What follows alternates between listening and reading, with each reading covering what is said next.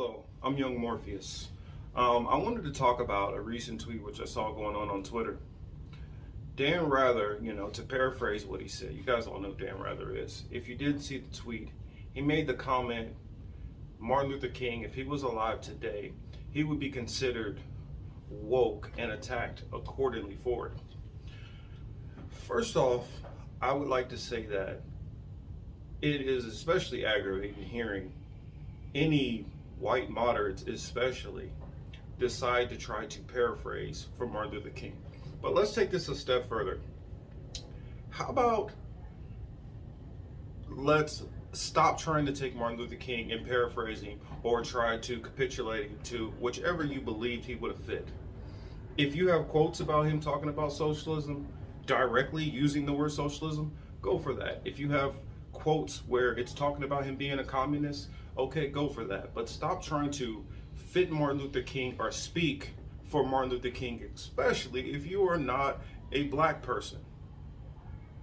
I keep seeing every time Martin Luther King's holidays come up, every time some kind of situation comes up, some kind of white elite decides that they want to speak for a black leader and they have no understanding of what it's like to even be a black person.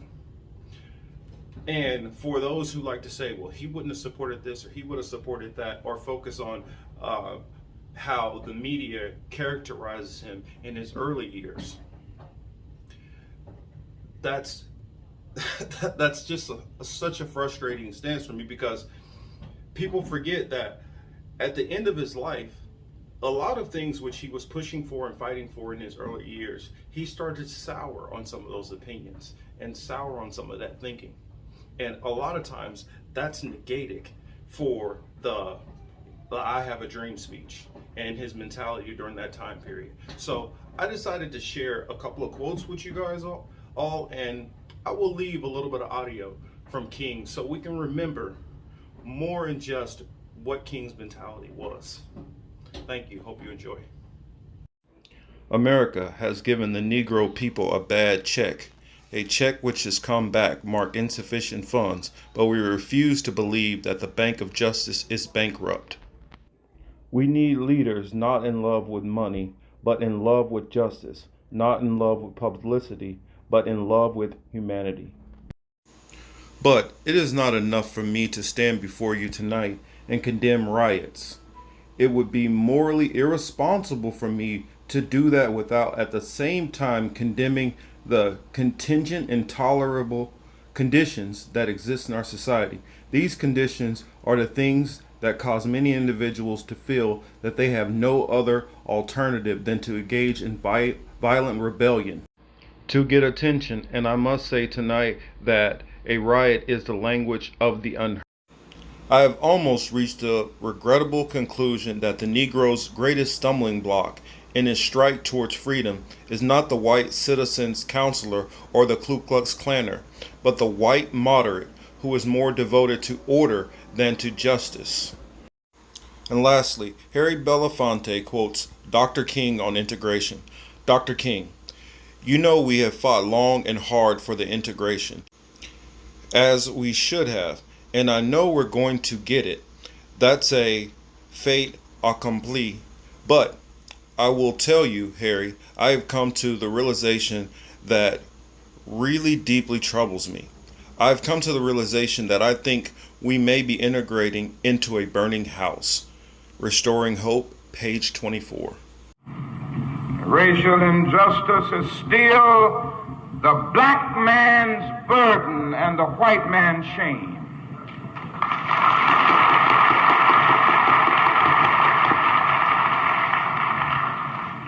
So wherever we live in America, we have to face the fact honestly that racial discrimination is present.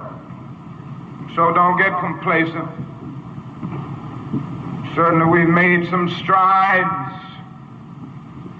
We made some progress here and there, but it hadn't been enough.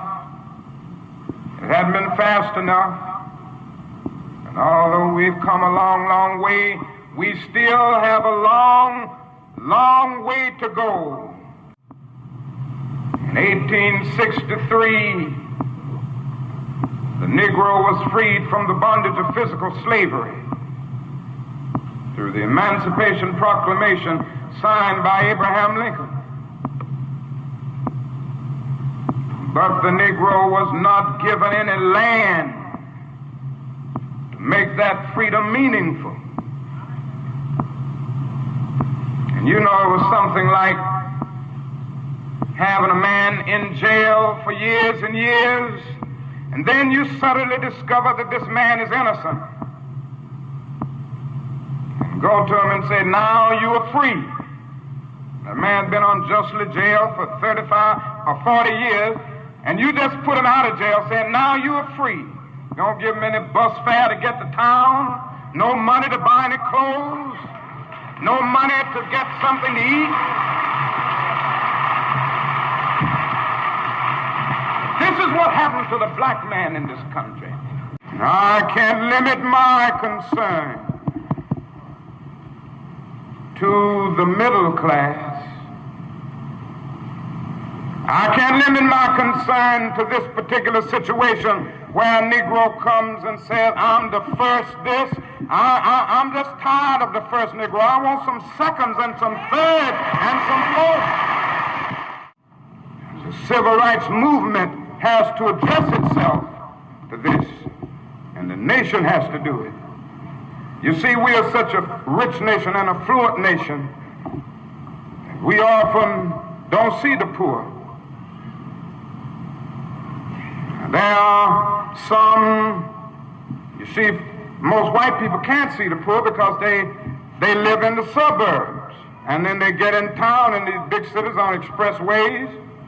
They don't know nothing about Watts. They've never been there. They don't know anything about Huff in Cleveland or the west side or the south side of Chicago or Harlem. They've never seen it. And they allow the poor to become invisible. And a lot of Negroes, you know, who have somehow sailed or floated out of the backwaters or the muddy waters, and they've kind of been able to ease out into the fresh-flowing waters of the mainstream, have forgotten the stench of the backwater.